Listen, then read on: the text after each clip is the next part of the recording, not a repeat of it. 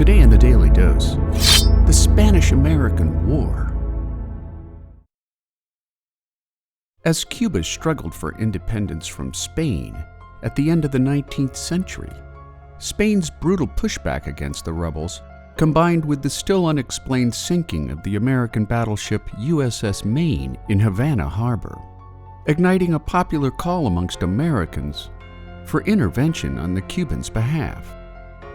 Congress soon acted with a resolution declaring Cuba's right to independence, while President William McKinley authorized the use of force against Spain, at the same time renouncing any U.S. intention for annexing the island nation. In response, Spain declared war on the U.S. on April 24, 1898, followed a day later by an American declaration of war against Spain, retroactive to April 21st.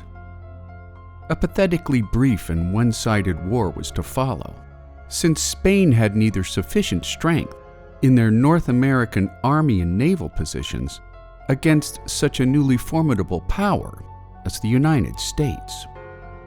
Early in the morning of May 1, 1898, Commodore George Dewey led his naval fleet into Manila Bay in the Philippines, where he swiftly destroyed the Spanish fleet in a 2-hour battle, ending the engagement with the order of a second breakfast for his well-deserving men. During the brief Battle of Manila Bay, the United States saw the loss of 10 sailors, while Spanish losses were estimated at over 370.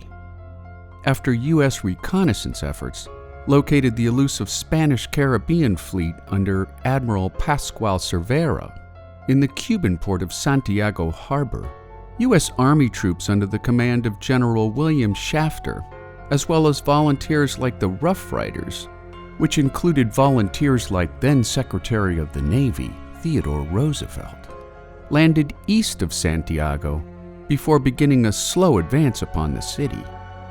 On July the 3rd, after Cervera got wind of the approaching Americans, he attempted to sail his fleet westward along the coast of Cuba until his ships came under heavy fire from American land and naval gun positions, forcing each burning or sinking Spanish warship to run aground in an effort to save boats and lives.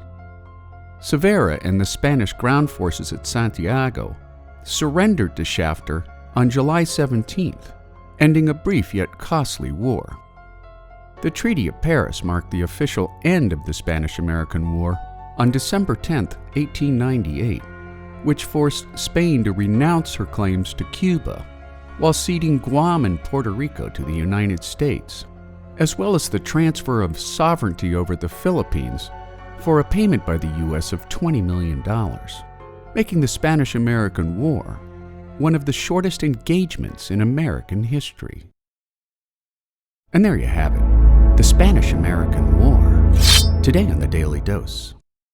Get your nerd on with the Daily Dose. And if you enjoyed today's episode, share the link with a friend or colleague so that they too can learn something new every day.